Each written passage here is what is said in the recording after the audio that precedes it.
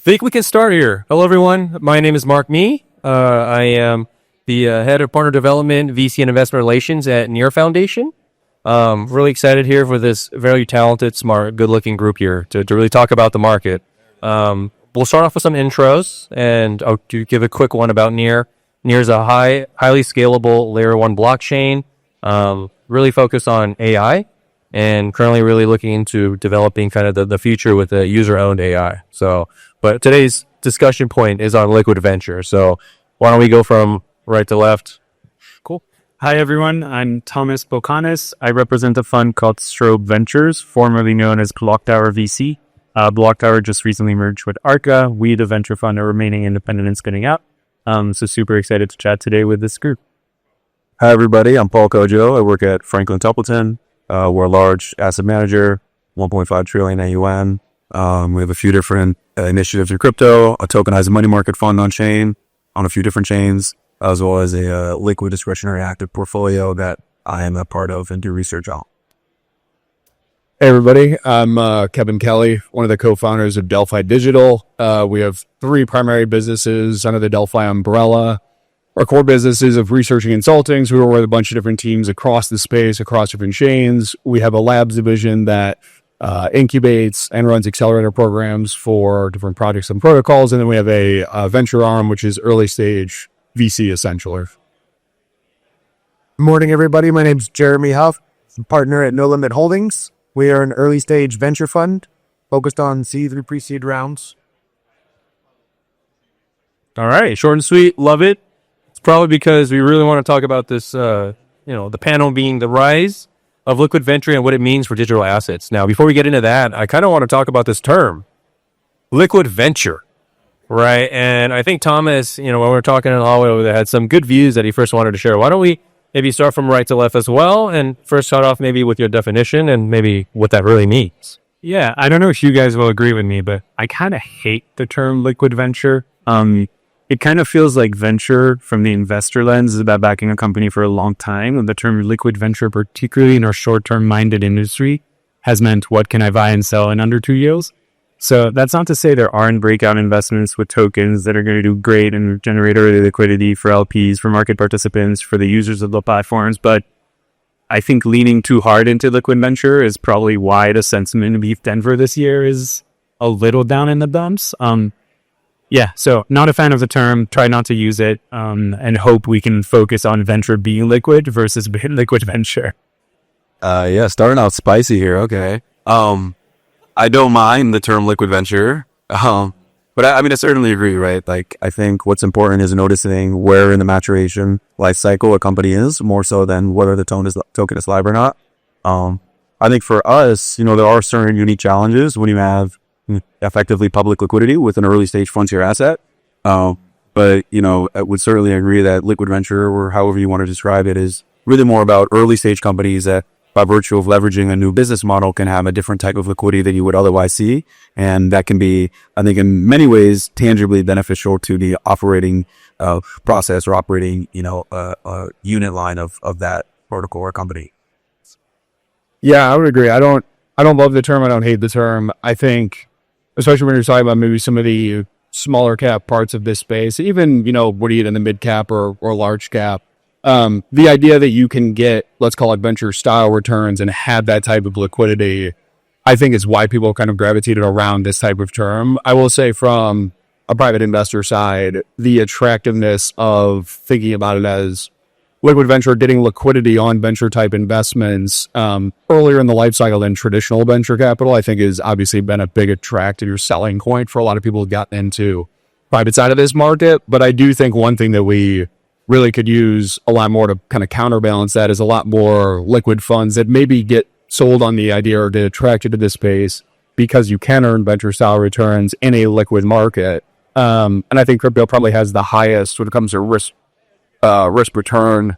And thinking about that from an LP standpoint, I think crypto offers some of the highest growth opportunities out there across any market. You look at traditional markets, you look at the digital asset space. So I think the term itself has helped to attract a lot of investors and capital that is needed to get this space going.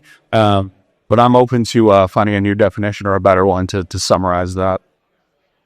I think we have a broad spectrum of views here, but I think we all tend to agree that the term could, I think a lot of terms in crypto can probably use some refreshing and some work. But I think on the liquid venture term, for me and for our fund, I think what's difficult about that term is that venture investing should be a long-term kind of approach, and it should be a fundamentals-based approach. And it should, I think, from my perspective, be an investment where you're supporting the founders, you're supporting the team. That's very different than buying tokens in the open market.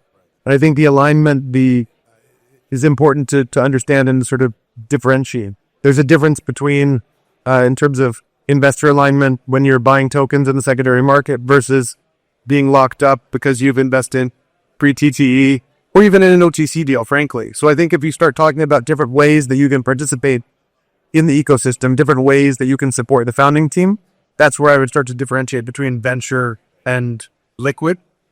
There is one area where liquid venture might become interesting. It's like with the rise of fair launches, there are fair launch teams that we, with our funds, are going to want to back, right? And so you might be building a venture position, working with a team very closely for 2-3 years, but doing liquid venture. I just find that the terms be focused on exit liquidities. So yeah, that's kind of where the spice is coming from. I don't think it's actually that spicy, and that's why I brought it up in the first place. As you can tell, that's clearly what the whole group thinks and agrees with. So, I mean, just think about it. Typically, venture is a long-term investment. Liquid means very easily sellable, very short-term. So by putting it together, it kind of doesn't really make sense, right? But on a separate point, I love that you brought up this fair launch point, right? And I think it allows for more investors or projects to really think of another way, right? Launching first and, them having a large treasury, then you can then work with the right partners you want that is very aligned to your long-term future, and you can figure out what the right OTC deal terms are. You can figure out how to get that partnership aligned, which I think is completely different than your normal VC investment strategy in the last 5 years, right? So maybe we can take a little step away from the agenda and talk a little about that, because I think that is quite interesting. We have seen a few of those in the last few months, and we're talking about the rise of it as well, right? So maybe we'll start on that side and see, I guess, what do you think in terms of what's rising and you see continuing and what's exciting about it? Sure. I think on the fair launch point, and I think it really depends on what the company needs. What stage are they at? Where do they need resources? If you're hyper liquid and you have people who can bootstrap it from their own, treasury, it doesn't necessarily make sense to take funding, and a fair launch makes a lot of sense. If you're in a different position where you need resources, you need support in terms of identifying the right partners, identifying tokenomics, figuring out what you want to do, I think then you're in a different boat, and a venture fund can provide a lot of support. But I think it's important for venture investors to be providing support post-investment. It's not just write a check and wait for liquidity. It's invest, support the team, and work with them. And that's kind of where we see ourselves as adding value. In terms of, so I think it's really about the companies as opposed to the market. I mean, that's a great point, but obviously I think most companies are not able to bootstrap themselves, right? But I was going to say the reality of a lot of this space, especially because it is so technology heavy, is that it takes money to not just make money, but it takes money to build out a lot of this infrastructure, especially in the earlier days when it was more focused on, L1s, L2s, the core infra layers. So I agree that I think venture can play and has played an important role there because it does take capital to get that off the ground. The other thing with the fair launch is that when they go well, they go well. But a lot of teams, I think, also can run into the problem of not holding back as much, let's say on the treasury side, maybe not potentially even pricing, where that initial, token launches, and wind up realizing that they possibly need to engage in maybe less than optimal terms for OTC deals or additional investment because they didn't anticipate what their capital allocation needs were going to be to build out whatever it is that they're doing. The last point, not to deviate too much, but back to the liquidity, the liquid venture topic, one of the things that really excites me, has always excited me about crypto, is I think the liquidity aspect of it opens up the opportunity for getting exposure to earlier stage types of growth, in some ways growth equity type opportunities, to a much wider array of participants that historically just have not had access and probably will not have access to these type of opportunities for the foreseeable future. I mean, I'll start on maybe some of the other side. I think that a freaking critique of the fair launch meta is, you don't have the same type of patient capital to support you throughout the life cycle of the company. To some of what Kevin was saying. And I think that's certainly true. I think, however, also to Kevin's point, right? Like, one, you're increasing access and distribution to what can, in many ways, still be just as patient, if not more patient investors, by virtue of expanding the top of the funnel.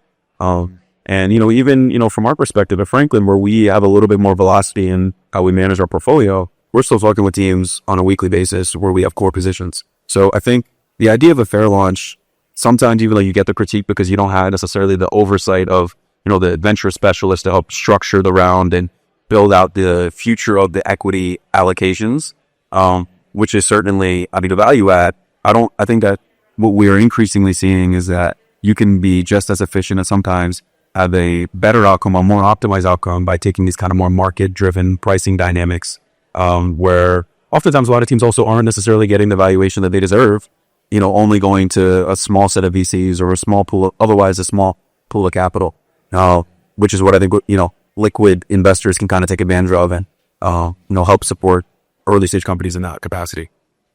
No, I mean, to bring it back to the term, like liquid venture certainly makes sense in the sense that to be a VC in crypto, you have to understand liquid more than any other sector, whether it's entering a position that might have been a fair launch or not. Like, I'll tell one anecdote. We've backed Maple Finance. We worked very closely with the team. We led their last round. Before that last round, we built a position in the market. It wasn't a fair launch, but we built a position in the market. So I think those are all great points. And it's just to say that like the term has been focused on, hey, when can we get out versus how does this change the hurricane, right? Yeah, I think the panelists really brought up an interesting point, right? While you can find quality projects able to launch and you sit at a lower value maybe to deserve, but I think the problem in terms of maybe crypto and blockchain overall is the short-term mindset and basically funding everything, right? And I think that's something we've seen a lot within the last few years. We've seen, and it's basically in my mind, basically your normal VC, but it's accelerated, right? Everything from the due diligence to the actual investment to no one really doing the next round and then kind of it ending, right? That trend.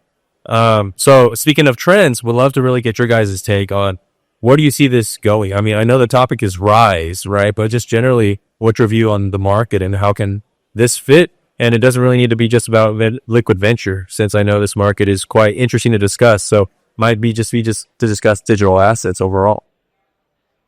Well, sure. I mean, I can start. I think, first and foremost, I work at asset managers, so I kind of think of portfolios on a more holistic basis is my kind of starting block. I think that there are a lot of portfolios that otherwise don't have exposure to venture generally, who are compounded by the fact that they don't have exposure to crypto or digital assets more broadly. And so there is this, pending or current and increasing demand to be able to add new types of tranches of this type of, liquid venture, liquid exposure, token exposure. So suffice it to say, I think that, the pie is only going to grow. I also think though that, the benefit of being able to launch a token is that you can do a business model that you otherwise couldn't in the traditional world. And I think that uniquely enables some companies to provide a stronger value proposition than their TradFi counterparts, right? Or to embolden existing TradFi business models in a way that, provides a very clearly better margin profile. And so as that continues and will always be the case, I think there's always going to be a case for liquid markets broadly, whether you describe it as venture or not. And so only see the space growing, exorbitantly more. I would even say on a relative basis to venture, there's probably a much wider opportunity set, just by virtue of where you can park all of the capital. Okay. Kevin? Yeah, no, I agree with some of those points. And I think one of the things that's interesting, because we work with a number of teams, both on the venture portfolio company side, but also through our research, through consulting, we've seen a lot of different things come and go. And one thing that I'm pretty confident in is that no one really knows exactly what the optimal model is for a lot of these different token models, right? It depends, to Paul's point, depending on what you're trying to do, what you're trying to incentivize, what you're trying to bootstrap, where you're trying to get people to do more of something or use your product in some type of way. You're trying to deploy incentives, and usually that comes in the form of a liquid token or the rise of points programs that eventually become some type of tokenized form of that. But a lot of us, including investors, we're all kind of figuring this out in real time over the last few years together, right? So the fair launch point, I think it's a really interesting and probably needed new type of, let's say, funding mechanism or way to go to market with a product and go to market with a token, but not losing sight of why the token exists in the first place and not going out and launching a token for the sake of just trying to get liquidity either for your team or for, LPs or venture investors that are breathing down your back. It's also to figure out exactly how you can use that unique ways to incentivize or bootstrap or grow whatever product it is that you're doing. And the reality is there needs to be, I think, more flexibility around these conversations of teams are going to get the initial allocation potentially wrong. And there needs to be some more dynamism, I think, in terms of how these models can adjust and the feedback loops that price can provide. They can be both good and bad and very reflexive. But I do think there needs to be more discussion around a bit of humility that we don't all have the secret code of the playbook for designing the best type of tokens for every single product that's out there. And I think it's why you see a lot of volatility around some of these things. I think in terms of trends on the investment side, we'll probably see more hybrid funds. We have a broad enough mandate that allows us to invest on the liquid side as well. So similar to what Thomas was mentioning, we're in a position to support the team with a venture investment, but also build a position post TGE, and it's based on the same fundamental thesis as to the value that's being delivered by the company. So I think in this type of market where we don't know what the tokenomics should be necessarily, and there's a chance that the market gets it right and a chance it gets it wrong. So I think being nimble enough to support on both sides is important, with the caveat that creating a position in the liquid token is price support, but you can exit any time. So it's different than if you're locked up for a year with a 2-year best ball or that. I think in terms of projects and the space overall, trend wise, regulation is, I think, top of mind. And hopefully that will create a little more stability in the market, more ability for builders to build. And hopefully we start seeing more, there's enough infrastructure. You can challenge me on that, but I think there's probably enough infrastructure, and it's really about L2s and L3s of app layer. And so I'm hopefully with regulatory headwinds kind of clearing, people feel comfortable to start building again, and we start to see real value or value that people can either conceptualize or applications that mask the crypto aspect but provide real value to people. Before Thomas starts, I kind of want to highlight one interesting point, right? So we talked about liquid venture and basically it's having more flexibility. But on the other side of the startups, we just talked about funds and their structure and plus being hybrids, right? In a way where we're trying to get both sides everywhere, right? And that just highlights back to Kevin's point of not really having the normal playbook of tokenomics and applications of it should be fair launch. That's the best way to do it. It's really, you don't know. It really depends on the founder. If he already exited and has 10 million or 20 million or 50 million that could fundraise or that could do it himself, then sure, maybe, right? So I just want to highlight what we're learning more as we progress since 2017 in ICOs is the fact that you have to be nimble. And that's with every aspect of it, from the investment side, from the product side, from the CEO and the founder side as well, right? So I think what I'm taking away from what all you guys said is, A, there's no one size fits all. B, there are a couple of missing pieces of the market. You alluded there's going to be more crossover funds. I think we're lacking growth funds, value investing funds. Like, who's the net U buyer of Uni when Andreessen needs to sell at the end of their fund cycle? Because you taught structure, it's probably a 10-year fund. So those are just some of the pieces of the ecosystem that I think from the allocator side I'd want to see.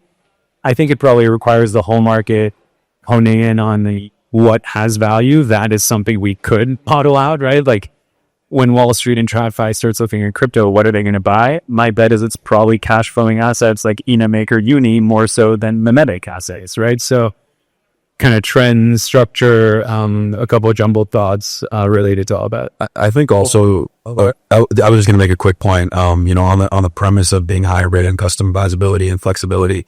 I think those also applies to the client, right? Like when you have your early stage exposure as the LP in any one of these funds, and it's based as a token, you can also unlock a lot more efficiency with that allocation, right? You can lend against it, you can borrow against it, right? That is what we do now with tokens, right? Now, if you were to take your TradFi venture allocation, you can't really mobilize that in any kind of way. And so I think one on the company, capital formation side, two on the fund administration side, but also three on the LP base side. Like there's just a slew of hybrid types of, I think, structures of portfolios that are going to come around and also allow a new level of efficiency, customizability, modularity that we haven't really been able to see and only are able to see with the token. I mean, really, this market is just tons of trial and error, right? Yeah, and it's about exciting verticals that really get really cool, get people excited, but then the next quarter, they said, oh no, it's a scam or it's not working and it doesn't make sense, right? And so I think that's the beauty of this, right? I've been in this since 2017, and you're talking about 10-year venture. It hasn't been really 10 years since 2017 with ICOs, right? That opened up the gates to other types of tokens, right? And so, I mean, with that said, I mean, I want to leave a little bit of time in terms of what do we actually feel about this current market and the trend and the direction it's going, right? Because, I don't know, I'm having pop-ups on my phone and I'm not liking it. Is it over? I'll just jump in quickly to say there's probably good buying opportunities right now. There it is. Right? So if we're talking about Especially if you take a long... Well said. this is the time to be deploying, right? The other interesting thing is like, yeah, from an allocator perspective, these markets are the best time to be deploying, right? Equity, right? We haven't talked about equity at all, but equity startup valuations follow public token prices way too closely as well. So our model has been to try not to invest in the last 6 months and to double down a little harder now, whether those are positions we build in the public markets, private rounds, OTC rounds, you name it. Hearing it from the professionals, guys, when to deploy and how to invest. NFA, DYOR, all those disclaimers. Just Buy everything right now. I'm kidding. But agree, right? Like, I think this is based on where the market is. I think my conviction in what crypto is and the value proposition hasn't changed in any capacity.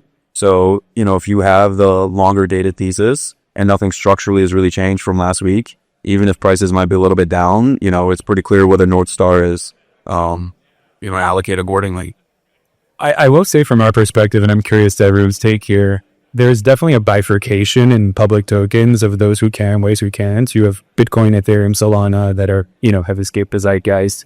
You got maybe other credible L1s, L2s that basically have escaped velocity because they're grandfathered into distribution. That's folks with ETPs, but that's even folks like Ripple. Then you have the blue chip DeFi protocols. Everything else is harder to see, like meaningful hundreds of millions of dollars of liquidity, of trading volume.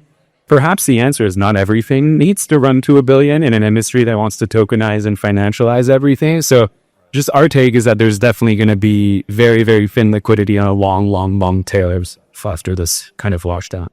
Yeah, I think one of the reasons why a lot of investors you talk to have frankly struggled throughout this market cycle is when you look at the things that have actually outperformed BTC, for example, that list is very, very short, right? Especially when you look at just the volatility around those assets as well. We've done a lot of work on looking at prior crypto cycles. A lot of that starts with what Bitcoin does, right? Because as we start to see more of this bifurcation, this market matures more, the reality is directionally, whichever direction Bitcoin is trending, most of the market's probably going to follow suit. And so one of the questions we've all, I'm sure, gotten this question over the last, especially over the last 2 days, but over the last few weeks of, is it over, right? Is this cycle over? And all the work that we do on tracking things like global liquidity, the U.S. business cycle, where we think, the new capital inflows are coming in from. In our view, the top is not in for Bitcoin for this cycle. And from there, you can kind of build a thesis around, okay, what are some of the majors or some of the things that have held up decently well that can outperform when Bitcoin kind of finds its legs again? I very much agree, though, this is not, or no longer in the regime of tide lifts all boats, right? Which again is the sign of a healthy and maturing market. There will be pockets of outperformance. There will be narratives that catch fire, and meme coins were one. The AI kind of agentic economy was another one the last couple months. We've seen the fallout from that, but there's a lot of really important infrastructure and development that's happening in those types of, in that sector specifically, that I think will continue to be potentially a bellwether, for the next year or two, that can help pick up this market. But the point is that bifurcation, it's no longer that pro dart a dartboard, tide lifts all boats, which I think is a really, really good market for active investing and people who can be plugged in and understand, which pockets of this space are going to outperform. I think that was a great point. I mean, that's probably the first question I really wanted to ask, which was, is the top over, right? Is top in? But so thank you, Kevin, for answering that. And I think Thomas brought up a good point, right? I think previous cycles, it's always been very similar, right? BTC, then alts, you have ETH and go through it. And what you saw this cycle do a little bit differently is it highlighted specific verticals, as well as really the meme coin market really took up a lot of that liquidity, right? And so I think that's what I'm excited, and probably why I'm still at Near is the fact that we're actually developing, right? Even though we're a token from 2020, right? And it's that we actually, Ilya, our founder, is just so innovative and constantly thinking, Near started as an AI company, and it fully cycled back into it, and he has a vision to what it wants to get to.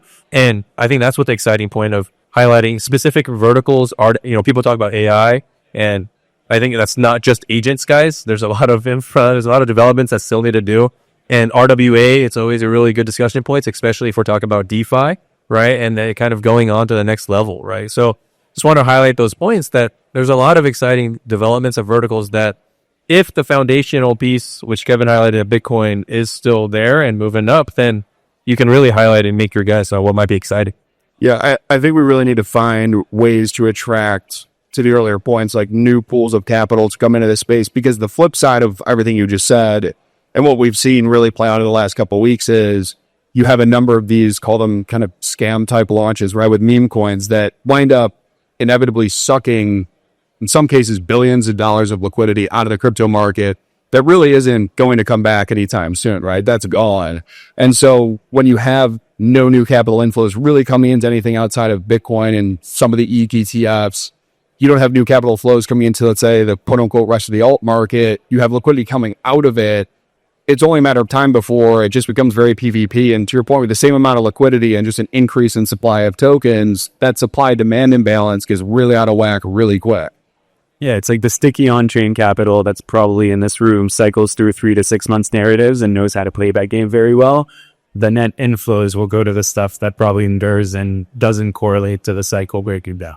So I think we have 1 minute left, and I think this is where we maybe go back into why we're here, and it's the tie, and that's probably where the new institutional capitals are going to be coming from, right? Setting that infra, making sure there's legitimacy, highlighting all that, and having everyone here that's wonderful and actually educated and not trying to do anything illicit, and really connecting the TradFi side with kind of what we're building, and we're making progress. Regulatory movement is here, and so I think there's a lot of exciting points. Last points, anyone, before we call it? I think this has been a very exciting. Try to make it more entertaining with everyone. So I hope you guys enjoyed it. So thank you, everyone. Hope you guys enjoyed it. Hey, guys.